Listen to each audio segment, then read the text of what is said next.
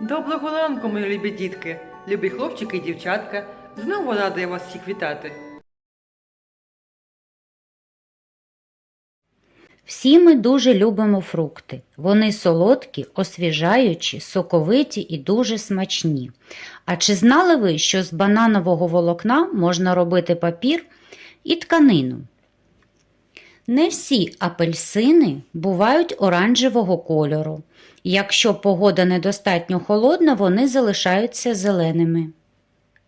Виноград вибухає, якщо його покласти в мікрохвильову піч. Ось так. Тож давайте намалюємо наші надзвичайні фрукти.